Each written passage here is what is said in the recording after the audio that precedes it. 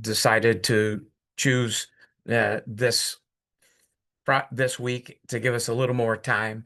And the Focus Forum wasn't having a meeting on the third Friday, so that helped us out a little bit. We hope to get back to second Friday in October um, with a presentation which is not fully confirmed yet on uh, renewable energy siting regulations that are in progress, and perhaps our speakers know a little bit about that as well. But pencil in October uh, 10th for the next Green Bag Lunch, and so thanks everyone for being here. I'm going to go ahead and introduce our speakers. And I see that our second speaker has now joined us, so we are good to go. Uh, Today's topic is very important, very timely. So much going on in the energy world, particularly in New York State, um, that are causing a lot of like evaluation of where we're at. And especially with the coming of Micron, as a big power user, it is really going to change the load in New York State and change things. But as our speakers will tell you, there are other things going on as well, both on the demands control side and on the supply side. So without further ado, let me tell you a little bit about our two speakers today um, that have agreed to share their expertise with you. Uh, First off up will be Michael Hernandez. He is the New York Policy Director for Rewiring America. He leads their efforts to influence state policy initiatives to accelerate the policy transition to demand-side electrification. Um, he has led Rewiring America's successful efforts to enact the All-Electric Building Act uh, and in New York, which became the first state to electrify new constructed buildings.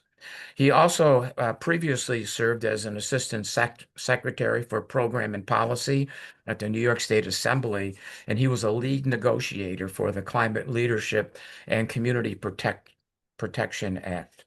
He was also a lead negotiator for laws enacting the congestion pricing in Manhattan and the creation of the Gateway Commission, which maybe he'll have to explain. I'm not really familiar, or at least I don't remember the Gateway Commission. Michael has previously served as Director of Intergovernmental Relations at the Dormitory Authority of the State of New York. He is also a practicing attorney in the New York City area and worked as an advocate for the New York Public Interest Research Group. Interestingly, Michael was awarded Common Cause's I Love and Ethical New York honor in 2003 for his actions to ensure transparency at the MTA. Uh, Second up will be Erica Herman, who is the Technical Energy Advisor at the Central New York Regional uh, Clean Energy Hub, Energy Smart CNY. Erica has been promoting NYSERDA programs since 2018 and working with Energy Smart CNY since May of 2024. Her specialty is working with multifamily, small business, and nonprofit advising, along with traditional, family support of managing their energy systems.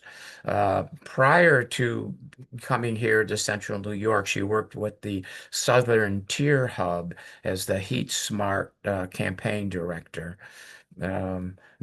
She tells me that that's where she met Lindsay Spear and brought her here to Central New York. So she's also worked in Tompkins County with the Cornell Cooperative Extension. So Erica and Michael, thanks for being here today. Michael, we'll turn it over to you, and Michael will give us a more overview, a broader perspective of the policy issues, and Erica will take it down to the ground level to what is going on uh, down at the lower level, like in the weeds, as we say sometimes. Michael? Thank you for that great introduction. And real happy to be here with you today. Here is a slide of the Samsung where were announcing of New York being one of the first states to roll out appliance rebates. And so here you can see you could qualify for $840 instant rebate for a heat pump dryer. And so that was from the Inflation Reduction Act. New York submitted its application first, one of the first states to be approved. And so we were celebrating down in New York City that accomplishment. Um, and I'll just pass through my introduction as John already did that. I'll just note the Gateway Commission is a bi-state commission with New York and New Jersey responsible for maintaining the Amtrak train tracks that comes through New York State and New Jersey. Um, this is Rewiring America. We are a national organization really focused on the demand side of electrification. How can we help people move forward with their electrification projects? Can we give them information? Can we get them incentives? Um, can we make that process easier? As the policy director for New York, my focus is on legislation and regulations that can help folks move forward with electrification. And so I'll be talking about that. And so Rewiring America is really focused on let's electrify everything. How can we move forward? If we have clean energy and we electrify our things, that's going to electrify our homes, our cars, and that's going to lead to decarbonization and a healthy environment and move us forward in our climate goals. Speaking of which, New York in 2019 passed the climate law.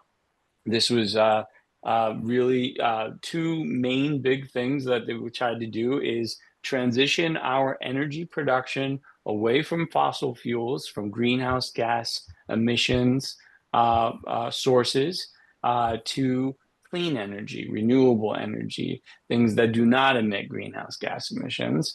And they set out a target and timeline for achieving those clean energy goals. And at the same time, reducing our greenhouse gas emissions. So you can kind of see here, both of those, we're going to reduce our greenhouse gas emissions on this timeline, and we're going to increase our clean energy and decrease our fossil fuel energy based systems so that we can avoid climate change, make our energy system more energy efficient, more modern, and beneficial for everyone.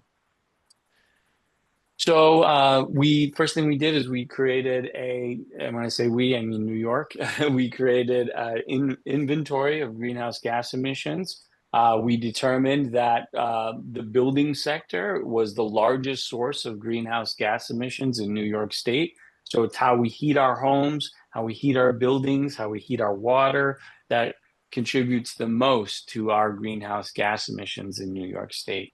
And you see here, it's about 35% residential buildings, 19% commercial buildings, and then another 33% of imported fuels. New York actually consumes the most fuel oil or heating oil in the country. So we have a large degree of folks heating their homes using heating oil. That is very expensive, very dirty, and so if we can help people move off of delivered fuels like propane and heating oil to heat pump, that could really make their homes more cost effective, more energy efficient, and make their lives more comfortable, more healthy, and better.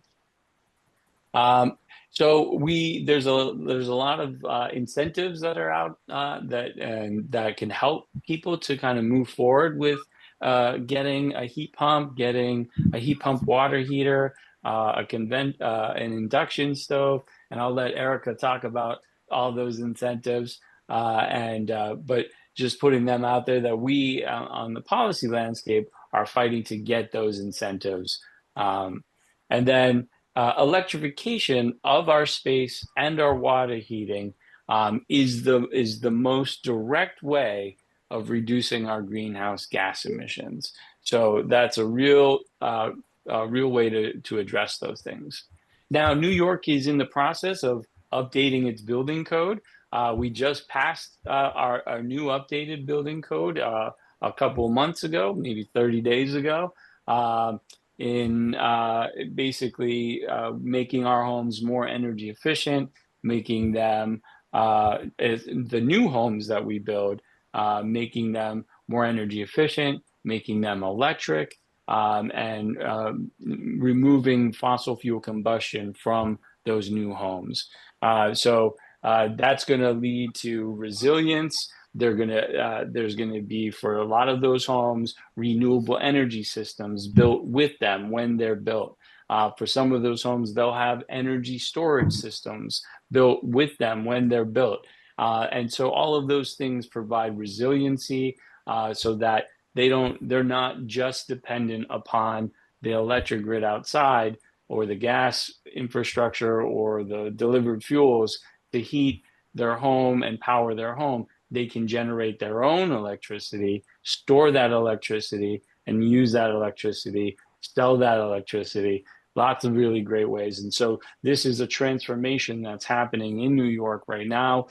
This new building code it has been approved. It takes about 6 months for new buildings to implement the new code as we move forward. Um, and then I'll also note that there's also electric vehicle provisions in the building code, and they're also looking at changing the code. There was legislation enacted last year, basically providing for EV readiness for new construction as well. So for folks who want to get an electric vehicle, which is like another large source of greenhouse gas emissions, they already have those systems in place in their home, ready to move forward. So that's exciting transition that's we're in the process of right now. Um, Now, affordability, electricity, is a big discussion. Some of what happened on July 4th with the passage of the Big Beautiful Bill is driving up or will drive up energy costs. And so there's real issues with that. And we're trying to make energy more affordable. And I'll walk through some of those provisions. Here is Westchester County. You can see an example of energy usage for Westchester. Heating fuel. About half of the people in Westchester are using natural gas. About 35% are using um, uh, heating oil. And then you can kind of see some of the other charts there. And you can see low income, moderate income, high income, about a third each. Mostly owners in Westchester, some renters. And Now, one of the things that's really driving costs is the build out of fossil fuel infrastructure. Gas right now is actually pretty cheap if you just buy gas on the market.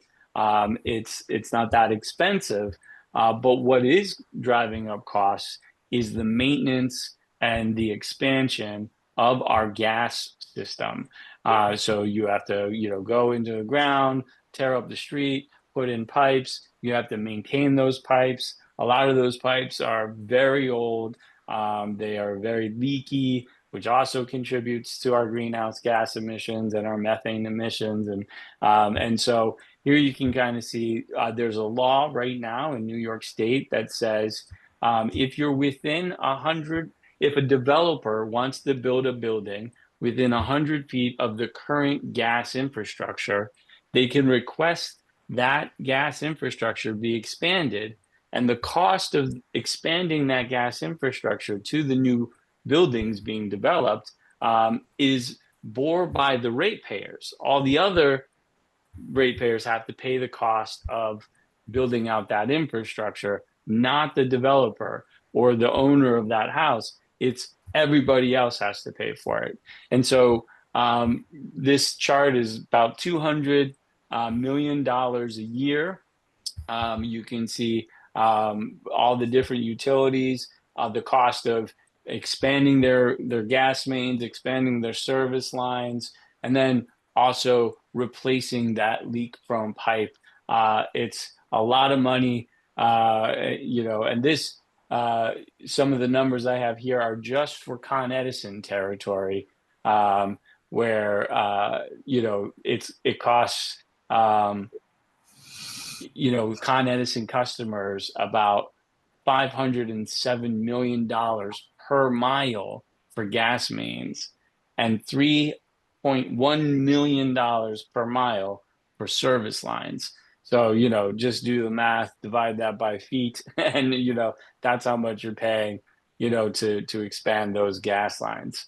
The legislature passed a law this year that said let's get rid of that practice. Bring down our energy bills. That's on the governor's desk, and we're encouraging the governor Hochul to sign that law to stop charging everybody for the cost of building out the gas infrastructure.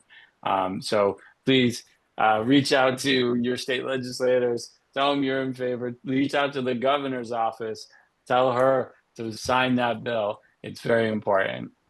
This is just another depiction. Here's a depiction of, building out those gas mains and, how expensive it is. Now, here you can kind of see Con Edison when their recent rate case, they said, we don't want to do the 100-foot, giving the developers, but we don't have any options. Like we would prefer to say, let's just electrify those homes or do some non-pipe alternative. But the law literally mandates the utilities to expand that infrastructure and charge all the ratepayers for it. So you can kind of see here in supplemental information, Con Edison says, in absent of state legislation to modify the public service law, the company does not have any alternatives other than to encourage customers to use non-fossil energy and reduce consumption through energy efficiency. So the Con Edison, they supported here's their memo of support. They said, let's repeal this 100-foot rule. We can move forward with cleaner options. I'm just showing you kind of what I talked about already. Here's your supply charges. Here's your delivery charges. The delivery charges are far greater than the supply charges. And so here's an example right now. Here's the historical gas supply prices, really low right now.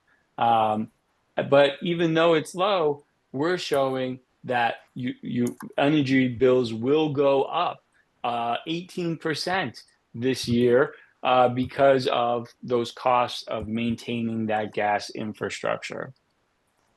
So I'm just because I got to get through a bunch of stuff, I'm gonna skim through a little bit of this and just come to the end here and say that there's a lot of incentives that are, on the market that are kind of there was the Inflation Reduction Act money. There's the New Efficiency New York, and a ton of other incentives that are out there. And Erica is going to go over more of that. I just wanted to give kind of that broad overview that we talked about of like what's happening in New York. There has been a significant change in direction over the last couple of years. Since 2019 and the creation of our climate action scoping plan, Governor Hochul has started to scale back and or delay the implementation of the climate law. And so one of the things that she did is she halted congestion pricing in Manhattan. That was a source of funding. And then she held in September of 2024 an advanced energy summit with a blueprint for nuclear technology. Also in September of 2024, the governor announced we're going to move forward with doing a new state energy plan. And that new state energy plan is going to be in development, and we're going to start using that energy plan as opposed to the scoping plan and the climate law. And so she released that draft scope in September of 2024. About 6 months later, she's in January of 2025. She said, let's create a nuclear master plan for the development of nuclear energy in New York State. And then we will start to use that master plan to explore whether or not to build out nuclear. That was in January. That January, she also delayed the Cap and Invest program. The Cap and Invest program was a program where we capped greenhouse gas emissions, and those polluters who went over that cap had to pay into a fund, and that fund would provide revenues for our climate action to help pay for moving forward in our clean energy transition. She stopped that program from moving forward in January of 2025. In March of 2025, they did the final scope of the state energy plan. That was just the scope, not the actual plan. And then in June of 2025, Governor Hochul said, we're not going to wait for the master plan. We're just going to go forward with building nuclear. She ordered NYPA to build 1 gigawatt of nuclear energy, new nuclear energy in New York State. And then in July 4th of 2025, President Trump signed the big, beautiful bill, basically repealing all the Inflation Reduction Act tax credits. Many of those are expiring, some of them at the end of this month, some of them at the end of this year, some of them next year. But those are all being clawed back, both for incentives for electrification, but also for the development of green energy, clean energy generation projects across the country, including New York. We were anticipating we were going to get $20 billion worth of federal investment in our clean energy transition. That was all wiped away with that passage of that big, beautiful bill. And then the draft state energy plan was released later that month, a whole chapter on nuclear energy. That month, on July of 2025, the Public Service Commission canceled the wind transmission project, bringing energy from clean energy wind to New York City from the Long Island Sound. That project was canceled in July. In August, NYPA was going to build a clean energy pipeline from upstate New York into New York City. It asked for priority status to get that pipeline built quickly. That priority status was denied in August. And then at yesterday's Public Service Commission in September, the Public Service Commission approved National Grid's long-term gas pipe plan which included plans to build out more gas pipelines in New York State, something that we had been rejected for years. So that's kind of what's happening. We seem to be Hi, moving Jenny, Michelle, and backwards. Lori. And so I will pass it to Erica. Hi, thank you so much, Michael. Just a friendly reminder, if folks could please mute if they're not speaking, Jenny and I just to have help been things talking go about smoothly. going to Elderberry Pond for the last. John, could you Thank you. have, Yeah, could Scott, you could mute you folks, please? mute everyone and I guess except Erica. And now I see that Michael has stopped his screen share, so And we now need to Eric make can screen share. Yes, and if people would please keep their microphones muted. If there are questions or comments, you can use the chat. And when Erica is finished, we will have an opportunity to deal with your questions and have a discussion about what you've heard today. Beautiful. Well, Michael, thanks for doing a nice introduction. I did ask Michael as I'm going through some things, if he has any related comments, please jump in, Michael. Those are always appreciated. So thanks for getting us rolling. Give me one moment while I pop up my screen.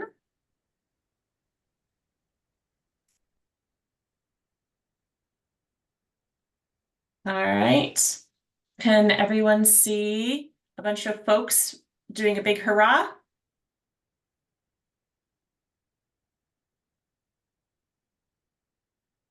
Okay. All We right. can So see my it. name's Right. Beautiful. Just want to make sure we're clear. Perfect. So again, my name's Erica Herman. I am again the Technical Energy Advisor with the Energy Smart CNY program. Given the time, again, these slides will be a high-level overview, but we'll be able to poke more into these topics during the Q&A. I'll be starting out with doing a high-level overview of who Energy Smart CNY is as a local entity. I'll then be going into some of the core programs supported by NYSERDA that we help folks navigate to, and the impacts from some information that Michael alluded to. We'll go a little bit more in depth about that. I'll also bring up the no heat season is upon us and what that's looking like for folks in the Central New York and other parts of the state as well. And then we'll do the last two topics of reviewing where we're at with the current New York State Clean Heat Program for heat pump incentives with a sneak peek into the next couple of years, and wrapping up with community campaigns in the local region. So again, please, I'm excited for any Q&A, but we'll save those for the end for Michael and myself. So NYSERDA, the New York State Energy Research and Development Authority, supports what's called the Regional Clean Energy Hubs. There are 12 of them spread across the whole of New York State, with a couple located in New York City due to population density. For our Central New York region, you're served by none other than the Energy Smart CNY crew. So who are we? Energy Smart CNY actually has three arms or branches, as I like to call them. We have our entity Alliance for Green Economy, or AGREE for short, which is a wonderful nonprofit entity based in Syracuse. They are our outreach arm. They do our educational energy literacy workshops and much, much more. So they really get the voice out about our programs. And they also handle a majority of our traditional 1 to 4 family residential support for those navigating energy efficiency programs. Second is the Central New York Regional Planning and Development Board. So myself and my supervisor, Lindsay Spear, who many of you know from HeatSmart and other advocacy work, she is the hub director. So we both reside there. We are the holder of the grant with the planning board entity. Planning board also houses the Clean Energy Communities Program, which works with local municipalities and governments. So we partner with them regularly. And then in-house, as mentioned, in the introduction, handle trickier 1 to 4 family cases, and then non-residential for small businesses and nonprofits and multifamily projects. Last but not least is Greater Syracuse Works, which is our small but mighty team of workforce development, working a lot with current contractors and also with those seeking employment and job-related skills. So we make up the Energy Smart CNY crew. This is some of our lovely faces, though we do have 2 very new additions this summer to the team. Alex DiTulio is our volunteer coordinator, housed at AGREE. And then we also have Aaron Otis, who we snaked from Syracuse University, unfortunately due to budget cuts with this program, but we were glad to bring him on board, and he is handling our community campaigns we'll be chatting about later today. So our region, as many of you know, the Central York region is made up of 5 amazing counties. We have Cayuga and Cortland, Madison, Onondaga, and Oswego counties. Our program through Energy Smart as a clean energy hub really does a focus on serving low and moderate income households. And we do work with everyone, but that definitely is a focus. And then especially compared to other prior versions of NYSERDA supported programs throughout the communities, we do a big focus on what are called disadvantaged communities, or DACs for short. And those are areas that have a historical backing of having lower, have great amounts of poverty, have more impact from pollution, and a myriad of other topics. So City of Syracuse, City of Cortland, Fulton, and many other regions. So the dark orange you see on that map depicts our current DACs. So we do a lot of outreach there as well. Just a high level of our general goals with the program, really working with homeowners and buildings to create more comfort, health and safety, energy efficiency throughout those buildings. We work really closely one-on-one with folks to help them navigate the many programs and opportunities and funding sources.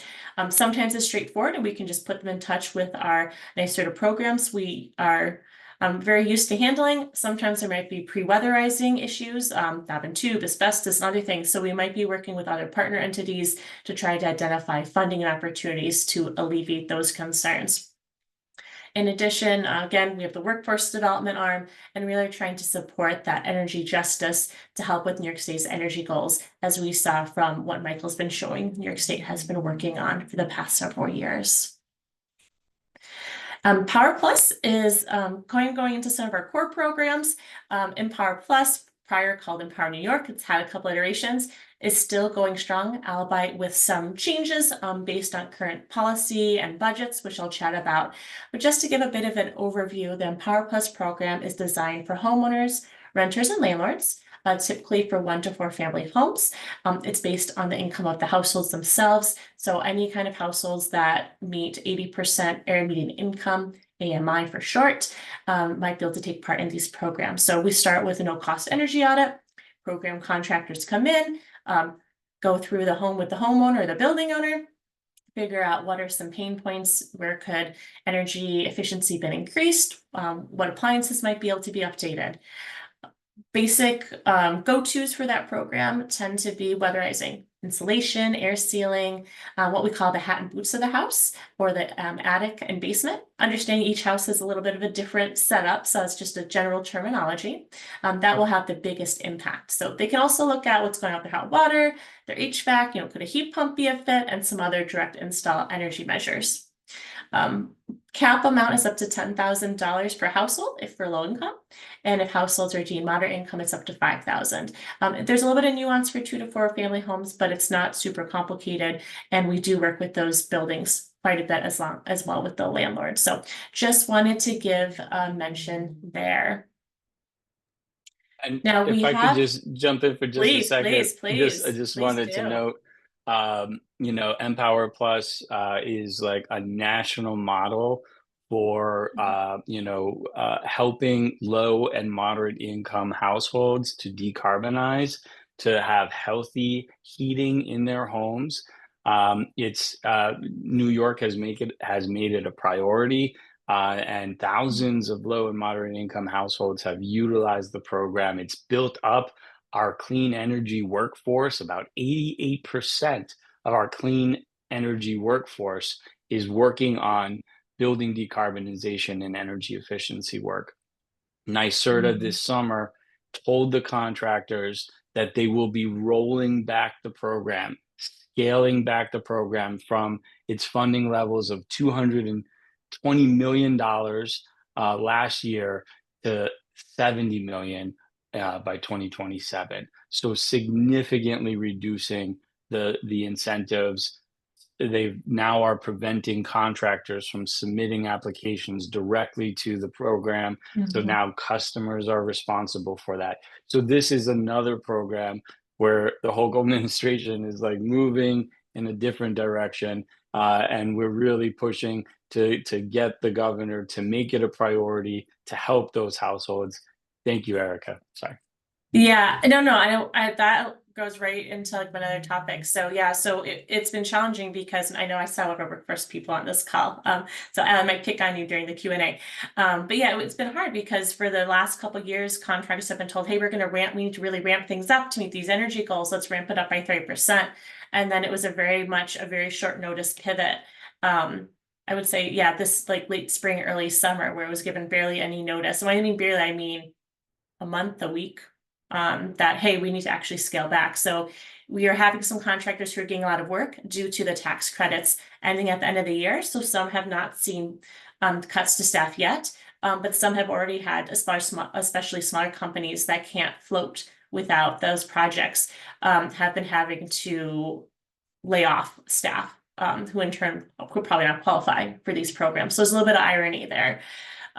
There also is now in place with that, there's been concerns with NYSERDA with their budget. And so that has been in place with what Michael mentioned, but also provisional approval has come into play. Provisional approval is basically saying, hey, we have priority projects. So if we get referrals with people connecting to us from like the utilities, OTDA, which is Office of Temporary Disability Assistance that houses HEAP and a bunch of other great programs, other social services agencies, the hubs ourselves, like Energy Smart or sister programs, or the Federal Weatherization Assistance Program, we are going to prioritize those projects first and pilot projects.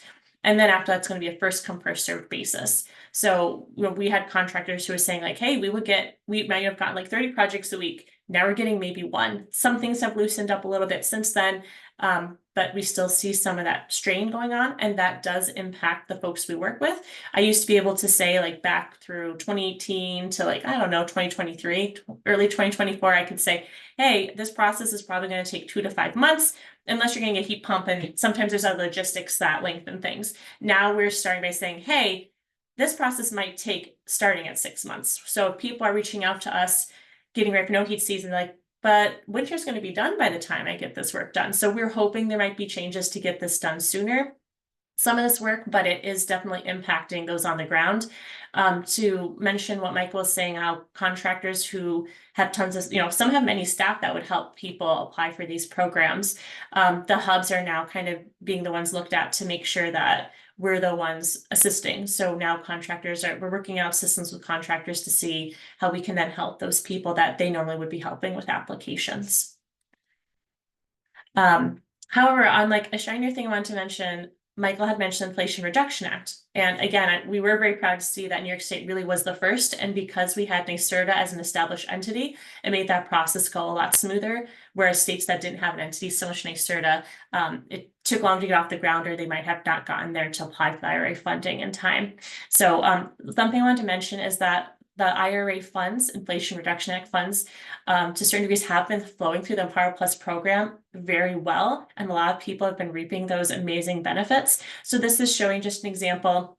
There's enhanced incentives, say that $10,000 was eaten up in Empower Plus, there could be additional $1,600 towards weatherizing. Someone needs a panel upgrade, you could get up to $4,000, etc. But the thing I want to highlight on this slide is with our, trying to reach our decarbonization, there's a lot of incentives that also came with the IRA through Empower Plus for heat pumps, for what Empower Plus considers low and moderate income individuals. So both incomes could get up to $8,000 for heat pumps, caveat being if you're on natural gas, that is not an option. There was concerns on NYSERDA's end with those going from natural gas to an all-electric system of seeing their costs go much up and them trying to protect vulnerable populations. That is why there's a cap on doing no funds for heat pumps for natural gas systems. However, that does not apply for heat pump water heaters. And we actually have a higher incentive through Empower Plus tagged with that. So if someone is low income, they can up to $4,000 towards a heat pump water heater and $2,000 from moderate income. And again, that's moderate and low income is under Empower Plus. What is considered low income and moderate income, et cetera, for IRA is a little bit of a different classification. So I just want to make that notification. Michael, yep, you're right. We got our heat pump dryer rebates. That is a separate application from Empower Plus, but also handled through NYSERDA. We've been helping folks with energy hubs. So that's up to $840 a qualifying heat pump clothes dryer purchased at a participating retail or put in by participating entity. And then if the income's above a certain threshold, it's like $420. So really great option. Folks have been very excited about it. It's been a bit of a slower process. There's been some kinks in the application, but people have been really good about being patient to move forward with accessing that incentive. So we do not have a date for the induction stove appliance incentives yet through the appliance upgrade program, which houses the heat pump dryer rebate, but we are keeping our ear to the ground for when that will be released, hopefully soon. Another core program, oh, and folks who might be kind of over income from Power Plus might still be income eligible for the heat pump dryer rebate because that's a bit of a higher income threshold. So just wanted to make a note. Comfort Home is another core program. This is traditionally what we call in-house market rate customers, so folks over that 80% area median income. It's a streamlined, a streamlined program that has a bit less like administration work to it in comparison to Power Plus. So it basically has tiered incentives ranging from $2,000 to $3,000. The only difference is to be able to participate, you do need to be with a major utility.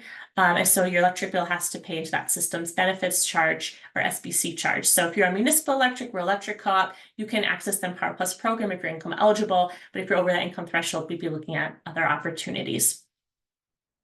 And that does also have like an energy audit related to it as well. So it's a nice option here.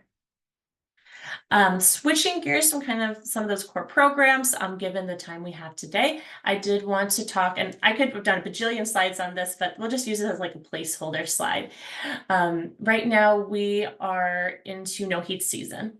So I wanted to bring up the kind of stressors we've been having this year that are drastically different compared to last year and previous years. The Home Energy Assistance Program is federally funded.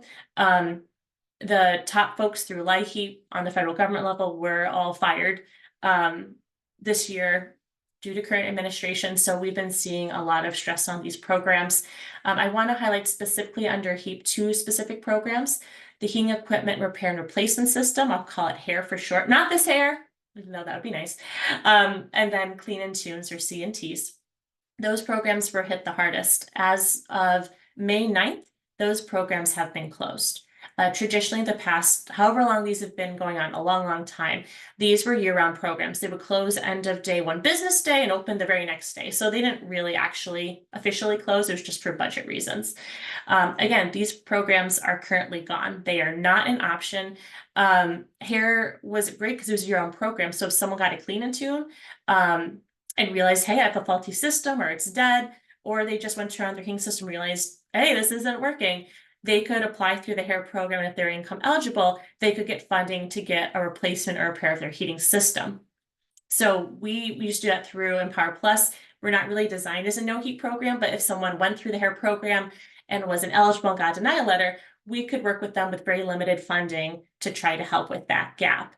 So we're seeing more of a strain now. NYSERDA recently released the no heat guidelines for us so we can help folks get through this system. Usually that would have started in October. It was brought to an earlier date to start, September 15th, running through end of May. Unfortunately, that May date really isn't something to be aspiring to because it's until funds are exhausted.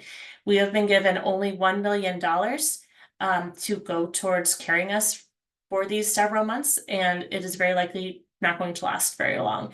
The cap amount that households who are income eligible can get for a furnace or a boiler is $6,000. It used to be a bit $6,000 for a furnace, and then I can't remember, it was like $8,000 or $10,000 for a boiler, and now it's just nope, $6,000 is the cap regardless of the furnace or it being a boiler. We know boilers are more expensive. Some other things that went into that is, we're being told to, help folks. So if there is a gap and the contractor can't get under that $6,000, because remember, it's not just the equipment cost, but also the labor that goes into that. NYSERDA does offer low interest lien-free financing. So it'd be like 4 or 4.5% for income eligible households. But as we know, a lot of folks, the reason they take advantage of these programs is because a lot of people can't get approved for loans. So we are worried about trying to find gaps, or try to find funding to help with those gaps.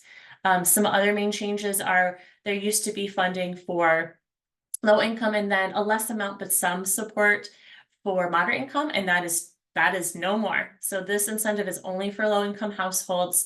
Some of this is due to my understanding, Michael, feel free to correct me on the technicality, but my understanding is due to the energy efficiency building electrification through the Department of Public Service, DPS, that kind of forced a little bit of NYSERDA's hand on like how we handle no heats and what we can do to some degree. Renters, however, can get support, but it is limited. So say there's a renter who has a no heat situation, their landlord has to live in that same building and has to be low income themselves, or we cannot access that funding. And then because there's no heat denial form to then give to Empower Plus, we're just using like a no heat attestation form that Empower Plus program contractors would have folks sign.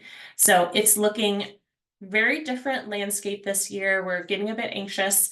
And not to make it a super dire situation, but just to kind of explain the urgency, I did want to show an example and kind of show like what this was and then go a little more into detail. So I did work with, this is just one example of many. I did work with a household. It was a low income senior. She lived by herself. She was able to move into a newly renovated home. This was last year. So this was that past August she moved in. And she reached out in October saying, hey, I have a 50-year-old gas furnace that came with the home. It's leaking gas, like I'm stuck. She had applied to HEAP, but she wouldn't be approved because she hasn't lived in the home for a year. So she ended up getting a denial letter, worked with us to connect her to a contractor to then put in a furnace. We couldn't do a heat pump because she was on gas. So that was a no-no, but we were able to get a high energy efficiency furnace and that was prioritized. So her project was tracked to go quickly to get that done. And once that was situated, they were able to do other work such as weatherizing the home. They got a new electric panel upgrade using IRA funds and also that up to $4,000 for the heat pump water heater. So she was able to get over $2,200 of work with only an $800 out of pocket. Now I want to boil this down a little bit more. Back in 2024, just getting into minute detail, she knew that she had a leaky heating system because she had had a heat clean-in tube. And then National Grid went in and red tagged it. She found one of my colleagues, early October, went for Empower Plus, realized they needed a denial letter. She went for it. Now, usually that would take 1 to 2 weeks to get through heat. She luckily got in on a perfect timing, got it within a day, which is phenomenal. Again, she was in a no heat because it was a furnace. She got $6,000. If she had had a boiler, it would have been $10,000. So she got that full $6,000.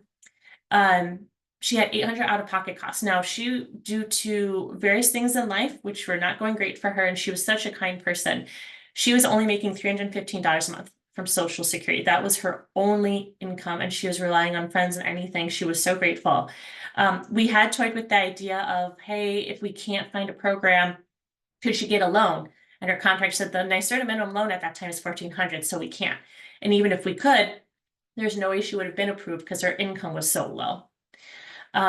Luckily, her family was able to, who lived elsewhere, did pay for that out-of-pocket amount. We had been working with other partners to try to find solutions. So luckily, we were able to get that covered to get that work done in time for Thanksgiving. So she was so grateful and we were so happy that that was done. The contractor was amazing. Now, this picture would look different. Say the same person came to us this year with the same situation. She would not have gotten a heat clean-in tune because that program does not exist at the time that she would have gotten it.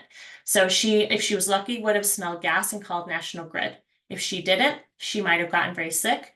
She might have even died due to the leakage, or there could have been an explosion if things were set in place just right.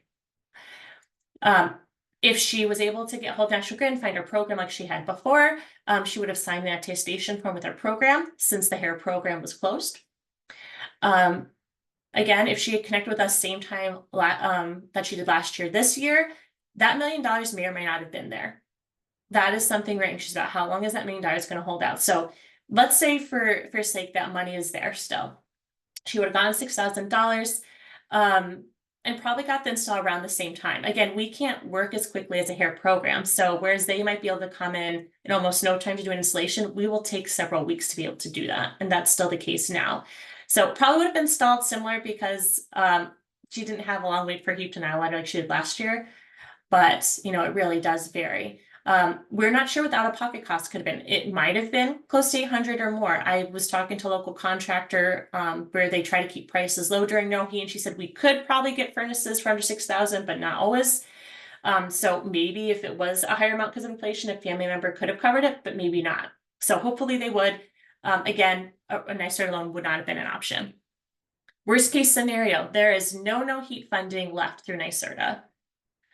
We would have exhausted any partners. And these are the statuses of our partners right now for Madison County. Stoneleigh Housing has a restore program. Their money has been exhausted. They have applied for that grant for 30 years and gotten it. It's a federal grant, and they were denied for funding for next year. USD 504 program, also a federal program. I've been in contact with them, every couple months. They have been scraping, they have grants for seniors for situations like this. They have been scraping every month to get any kind of funding to fund folks on that wait list, and the wait list is 6 months. So maybe she could get bumped up, maybe not. But the loan option of 1% that's open to everyone with some basic eligibility of income and location, she probably would have qualified for based on her income. Lastly, I wanted to touch on United Way for Madison County. Office of Aging last year was seeing if they could cover that $800 gap. That program does still exist. That 2,000, it's technically a 0% loan for 24 months. Again, it's a loan. Maybe she would have gotten it, maybe not. Even if she did, it only covers a third of the cost. And technically it's for working families and she's retired. So I don't know if she would have gotten it. Last year she was staying with friends and she had to do that because she was getting really sick because her home was getting really cold. She couldn't afford the quickie plug-in heaters. So she was like coming home for every couple days, then going back out to stay with friends. But if she couldn't stay with friends long-term or family, maybe she could have gotten help until, at all and couldn't move back in her home. She'd be potentially looking at churches, Red Cross, Salvation Army shelters, and for all intents and purposes, she could be homeless. So I know this is a really strong example, and the other topics are a little lighter. But I just wanted to explain the severity of what we were facing this year. We're grappling with any rock to unturn for any kind of money to help people. And it's going to be a very tough heating season. And we really are worried about deaths from freezing to death or people heating with their gas stoves. So it is a very, very big health and safety concern. So putting that aside, which I know is a very heavy topic, just to finish up, I did want to mention that the Clean Heat Program is a major utility rebate program. They work with contractors that participate in the program. New folks can sign up for that. And that is for heat pumps for clean heating and cooling, as well as hot water heating use. Again, this is for major utility customers who have electric through them. If folks are on municipal electric and are participating in special programs, there are some heat pump incentives. We won't be touching on those today, but I can chat with anyone about them if helpful. And rural electric co-ops kind of do their own thing, so it's a little bit hit or miss. But with the Clean Heat Program, again, this is just a high level. In March of this year, all the utilities kind of up their incentives a bit. NYSEG as an example, we can see increased incentives. This is not an extensive list of all the equipment. These are just typical ones. And there are some limited time offers I'm not going to get into today, but that are going on that might be able to get piggybacked onto these. But the incentive structure currently is based on per BTU. So for every 10,000 BTUs, which is British thermal units, you will get a dollar amount. Just to understand, when you're looking at a quote from a heat pump contractor, those are usually measured in tons. So every 12,000 BTUs equals 1 ton. Smallest you typically see will be a 3-ton system. That's about 36,000 BTUs, but you can see them up to like 7-ton systems. I'm sure larger, but usually you see 3 to 7 tons as in general. And Dick, feel free at the end, if you have more information on that, feel free to pipe up during Q&A. National Grid, I'm sure many folks on the call today are connected to that. They increased their incentives in March as well, albeit higher than NYSEG's, which was interesting to see because they had been the same for a long time. So again, same structure of however many BTUs, and then there's the dollar amount. And they also have some limited time offer programs as well. Sneak peek. We don't have all the information precisely because it'll be January 1st of 2026 when the new Clean Heat Manual will be released. with updates throughout, designated parts of the year. But just to give a sneak peek of what clean heat will look like for 2026 to 2030, with the Department of Public Services Energy Efficiency Building Electrification Order, New York State Clean Heat will really just be kind of keeping that name and name only for marketing purposes. But what they're basically being called on to do is taking on serving 1 to 4 family households in terms of weatherizing and heat pumps. So we will still have the Empower Plus program. Just to be very clear, that will always be the default for income eligible households. As Michael said, it's been a really strong program for the past several years. We want to keep those budgets as high as we can to help those people. So that will still be the default. But for folks where Empower Plus is not a fit, maybe due to income, or maybe they have a very leaky house and have a lot of needs, the utilities did turn in implementation plans in September. And again, we will get exact numbers and structure coming. Clean heat incentives, we have been told, will likely move to a flat rate instead of that wonky how many BTUs, and it's kind of a random amount. So the hope is to streamline the incentives and help cut down administration, but also make it much clearer for the contractors to explain to homeowners and building owners, and for those owners to understand the structure better of what they're getting.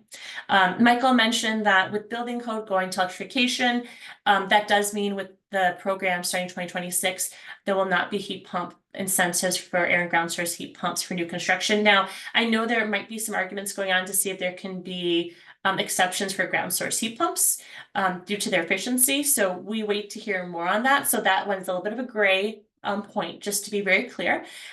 We have been told best guess is March of 2026, turning towards tiered heat pump incentives. So if you weatherize and get heat pumps around certain levels, there'll be a bump in incentives. But then by March of 2028, there'll be a mandatory weatherizing, or at least have certain weatherization levels you're at currently get heat pump install. So take a little bit of this with a grain of salt, because we'll get the official information in January, but I just wanted to give a bit of a sneak peek as we have been chatting with our utility liaisons monthly. I know we're getting towards the end, so I'm not going to spend a lot of time on these slides, and there's a lot more information that we need to cover today. For those of you who are familiar with the Heat Smart campaigns, as well as the Solarize or the Heat Smart CNY or Solarize CNY campaigns in the past, we are building on that. So again, we are supported by NYSERDA and have gotten pots of funding to do local community campaigns with a focus in really serving rural areas, limited income areas, but specifically also disadvantaged communities. So our goal is to have a community campaign in at least one DAC in every county, and working closely with the government officials, to give support to make that come to fruition. Our first entity to sign on has been the city of Syracuse, which is great to hear. So we will be starting with the Solarize campaign funds. Right now we put out an RFP and are starting to get contractors saying they want to participate with us. So the focus will be more with subscription community solar, but also other solar elements as well. Coming down the line, I know that Lindsay and Aaron on our team are working really hard to finalize the RFPs for HVAC, meaning heat pump, as well as weatherizing contractors. So with that being said, we have a lot of work ahead of us with amazing funding, and we are looking for volunteers. So I know all of you have great voices, are shakers and speakers. So if you were looking to do something with your time, please feel free to reach out to me. At some point, I'll get you connected with our volunteer coordinator, Alex. Community solar is very easy to be able to access, 5 to 20% discount. 20% we tend to see with some community solar farms who have extra subsidies, so that folks with like HEAP or SNAP, for example, can get like a higher incentive rate. But it always helps to kind of green the energy that you're using and lower that default kilowatt hour rate. So electric rates are rising. Folks with like electrical upgrades, there's a lot of pre-weatherizing work that has to be done. Folks are waiting for that induction stove rebate to come out. But we have a lot going on. So just letting folks know, we recognize this is very confusing to many folks. As Michael said, the policies and information are changing day by day. Our clean energy hubs, again, there's us and others across the state, are here to support folks and contractors as much as possible. So be patient with us, but we really want to be here for the community and help folks navigate what's going on. So this is some of our contact information. I know this is a quick slide, so I will make sure to get this shared out. But we have our general hotline folks can call, and then we have all our key people. And then this is my contact information as well. So Thank you for being with me. I know that was a long ride that we did in a short period of time. So I want to be respectful of our time commitments. I will stop sharing, and I'm happy to jump in on the Q&A for today. Thank you, Erica. So people, if folks have questions, I think I can see most of your thumbnail photos and videos. If you raise your hand using the reaction buttons, we can get you recognized. Alternatively, if you put something in the chat that you either have a question or put your question in the chat, we can try to ask it for you. But sure, I'll just begin. I mean, like you said, this is very confusing, and for anyone to understand what is what is going on. But I do have a question about the overall electrification thing. I kind of heard something in the news that there's been a lot of pushback from home builders about the costs of electrification. And Michael, I'm wondering if you could talk about that. Do we know much about what the overall impact is going to be of building electrification on the cost of building housing? Well, I'll say that there was an analysis completed by NYSERDA and the Building Code Council when they were updating the building code for all electric buildings. That analysis was a cost effectiveness review of if we update our building code to electrify new construction, require energy efficiency upgrades and things of that nature, will the savings that we achieve through implementing those upgrades, will they be greater than any additional costs? And the research came back in the affirmative. And in fact, the state is prohibited statutorily from updating the building code if it would increase costs of construction and without any of the benefits coming back to those homeowners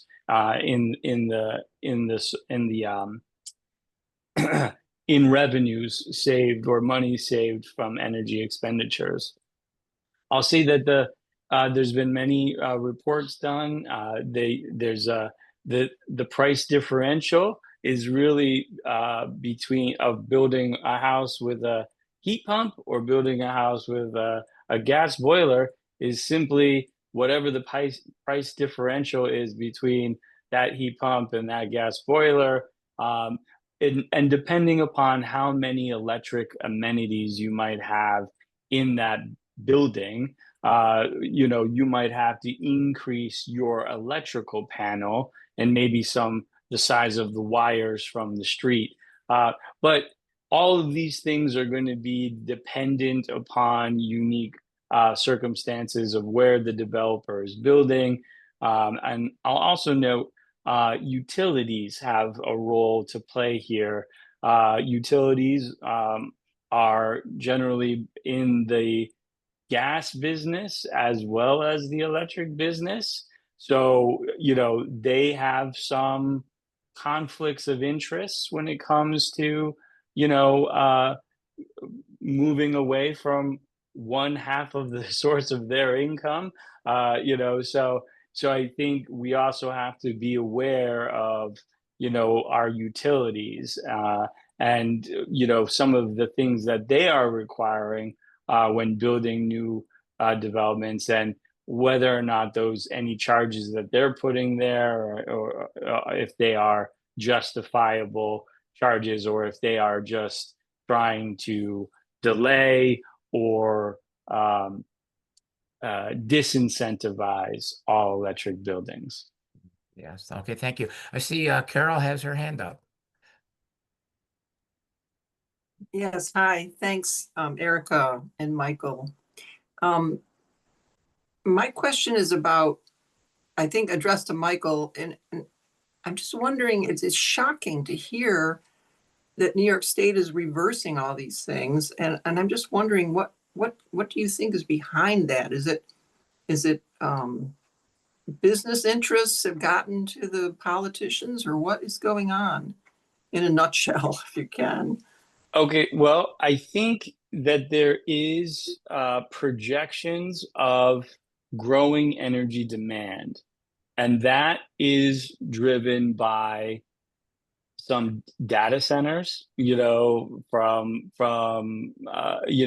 a transition to a clean economy, so some of those things are pushing our energy demand to expand, which means that we have to kind of invest in that, and it seems like some of the actions that have happened on the federal level, where when we had the Inflation Reduction Act, New York was going to get like $20 billion of these incentives. Now we're not going to get that money, and or incentives or revenues or tax credits, and so I think the Hochul administration, giving them the benefit of the doubt, is working to see if they can um, an all of the above approach. Let's do renewables, let's do gas, let's do fossil fuel, let's do nuclear. Let's just build out as much as we can to bring on more energy, as opposed to let's build clean energy and clean capacity. They're kind of going in the direction of let's just get as much energy from as many sources as we can.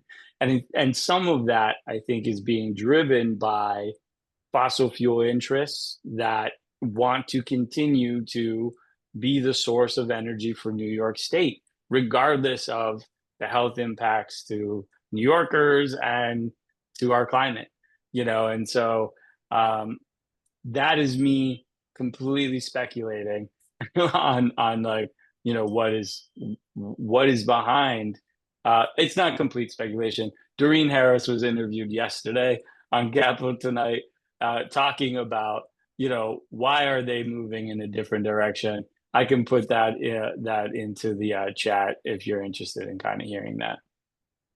Hey, thank you.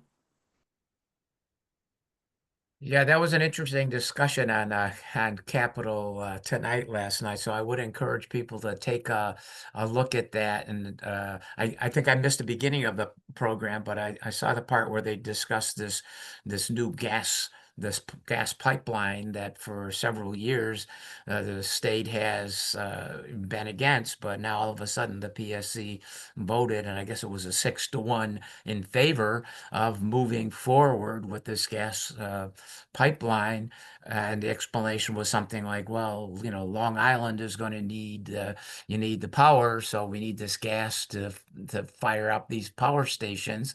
And I imagine that might have something to do, although I don't know if Micron came into the discussion but I imagine it has something to do with a big demand up here, whereas I've heard our friend Tim Judson talk that, at one time or prior to Micron, this region is an exporter of power, whereas when Micron comes, we're going to have to be an importer of power. So something has to make up the difference for those people that were using our exported power from upstate New York. So very complicated landscape on this thing. Relatedly, Michael, so the New York Energy Plan, it's the update of the plan is in the works now. And what is the opportunity for public input into all this? Yeah, so the state plan, they released the draft, and I can put a link in the chat of where the draft is located for the state energy plan, and it is going in a completely different direction than what we had in our Climate Action Council scoping plan, where we had set our greenhouse gas reduction goals and we had set our clean energy development goals. Now this is saying we're going to build out fossil fuel infrastructure, we're going to build out nuclear infrastructure, and we're going in a different direction. And they're saying, give us your comments on that. And so you have until October 6th to submit comments on that plan. And they are doing public hearings across the state. Some of them are virtual, some of them are coming up within a week or so. So you can attend virtually, listen to the presentation, read the plan, and submit your comments orally during the stakeholder process or written before October 6th. So I'll put that in the chat as well. And I'll double check. I don't know if we can share them. I know that's like, was it like 1,000? It's a really long document, right, Michael? So I know that the hubs were at least given some cheats on like overviews or sections to look into. So if I can share those, I have to double check. I might be able to share that with you, John. Yeah, that would be it. So who prepared those comments? Is that what you're saying? You've got comments that you can share? I think it's just kind of cheat sheet of how to like navigate that really lengthy document, and maybe key areas to hone in on. So I'll have to see. We had a presentation recently, so I'll look at our resources and see if there's anything that I could share out.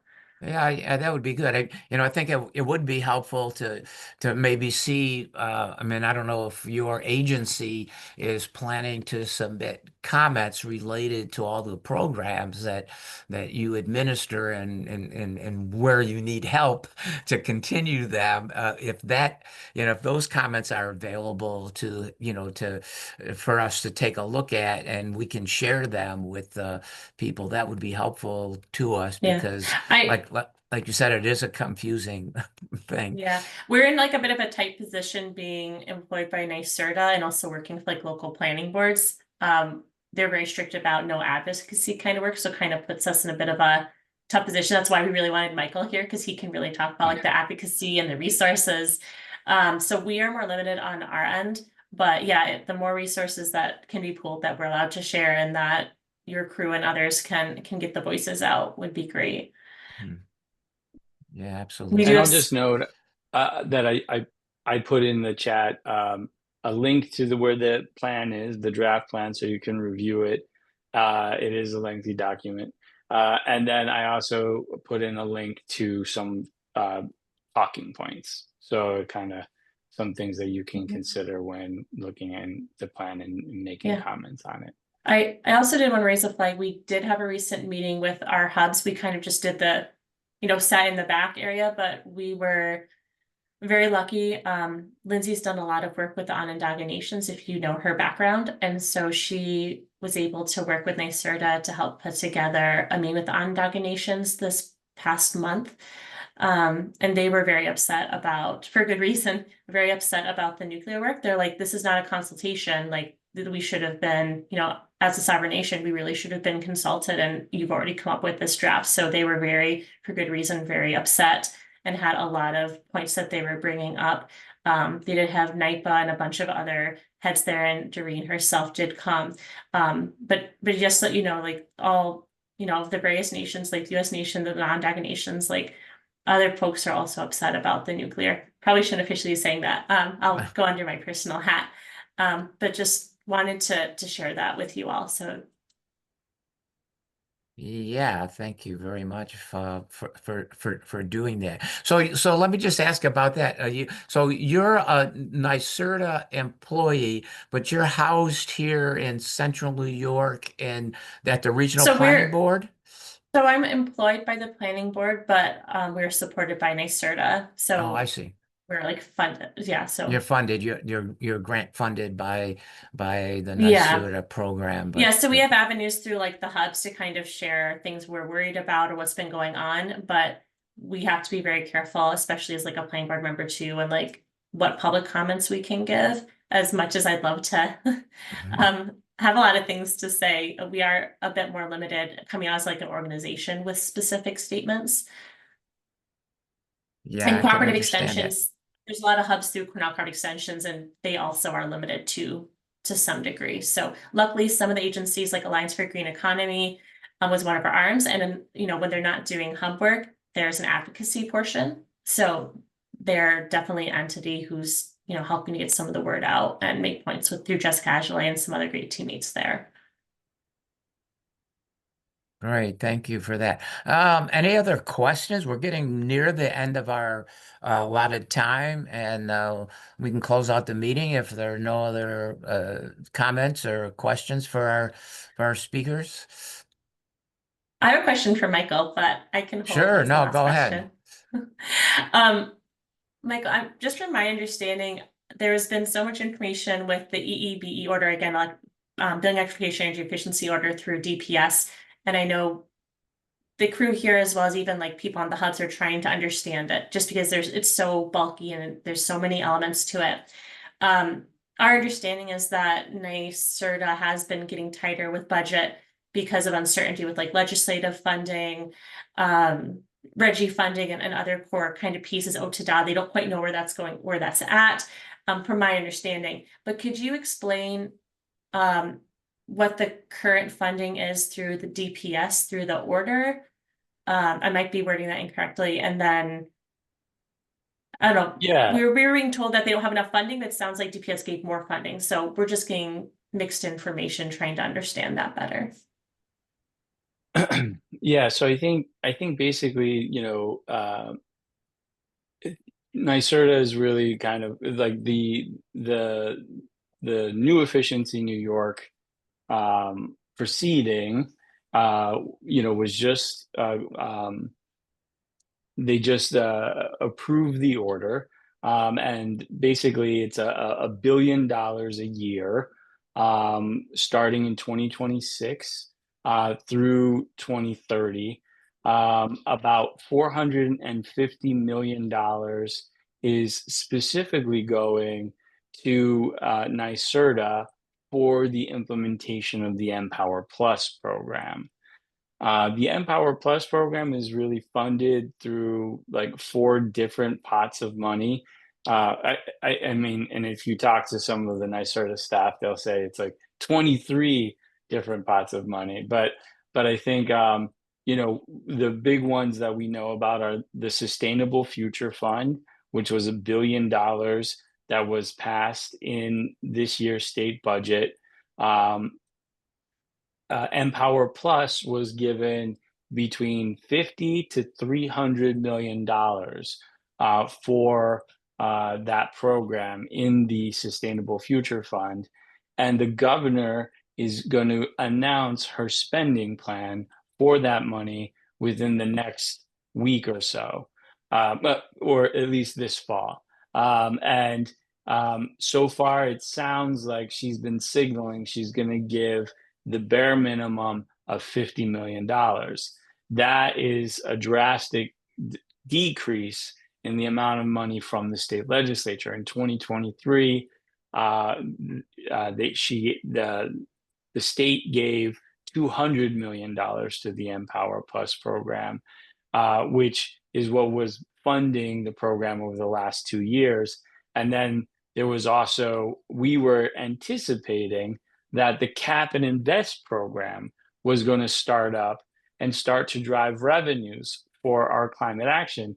But because the governor paused that program, we had to do the Sustainable Future Fund as kind of an alternative. We were anticipating $2 to $3 billion a year, but now we just have that $1 billion. So to answer your question, Erica, we have the $1 billion from the Sustainable Future Fund, which could have been 50 to 300 million. It sounds like Hochul is going to give 50 million for Empower, even though she could give up to 300 million. We have the Reggie Fund. The Reggie Fund is the Regional Greenhouse Gas Initiative. And NYSERDA in its bank account has $850 million in the Reggie account that they could contribute to the Empower Plus program. But we don't know how much they're going to give or if they're going to give. And so we've been advocating that they should be providing money from that Reggie account as well. they have been kind of informally saying, oh, we have plans for that money. And I'll just note that they earned $500 million from polluters last year in their auctions, but they only spent $100 million of that, which is why they have $850 million in the bank account that could be used for climate action. And so we're like, why are you holding on to all this money and cutting the programs at the same time? So that's a pot of money. We have the Sustainable Future Fund, the Reggie account, and then we still have about $317 million from the Inflation Reduction Act, which is being implemented through the Empower Plus program through those appliance rebates. So just within the last 6 months, we have all of these pots of money that have been approved for this program, the Empower Plus program. But it seems like the Hochul administration, through what they've been saying and also what their actions have been over the last few months, is moving away from the clean energy and greenhouse gas emission reduction goals, even though those are in law, like not discretionary. So hard to find out, hard to understand how or why she's doing that. Much obliged, yeah, because we don't know if in the future of Empower Plus we'll kind of go to more streamlined, similar to Comfort Home incentives. So we're not sure what it's going to look like. We just know it's still going strong. We're still using the IRA money. They haven't been withholding that, so that's phenomenal. I'm so glad we accessed that. And I'm very proud to work for NYSERDA. We're just trying to work through some different, like I said, budgetary, and trying to figure out, a lot of us do this job because we care about people and we see them being impacted and our contractor partners being impacted. And so at various levels, our hearts go out to them. And so we're just trying the best way to help support them. Yeah, you're one thing kind I'd of like between a to rock and a hard place. One thing I should mention is that we are going to attend, and this is Erica, hold your ears, don't pretend you don't hear this, but we I are can gonna listen.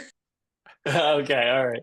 We are gonna be having we're going to be attending NYSERDA's next board meeting on October 22nd in Albany to encourage them to support the Empower Plus program. We're gonna show up, in mass and basically have signs, give them some themed candies, and to really just say, that we support Empower Plus. I'm gonna put a link in the chat where you can RSVP for the event. Please send it around to anybody that can come and support this very worthy program. That's just one action that we're trying to take to really get the word out and put pressure on Hochul to fund that important program. And with stories like what I shared today, Michael, is a story like that, does that hold any power? Like if I share that with Absolutely. Jessica? Okay. Yeah, absolutely. I think that was a very valuable story just for me to Yeah, I know it was long, but yeah. I wanted to No, it drive was a point. good. Yeah. And I think that is an important thing. Like New York is on the cusp of receiving, $8 billion in cuts to social service programs, and we're not going to feel it this year. We're only going to get hit with maybe $700 million worth of cuts this year. But starting, I think, in 2027, it's $4 billion in cuts from federal sources. So really big, deep cuts that's going to impact a lot of households. And so I think nobody knows what we're going to do, with that when that comes down the pipeline.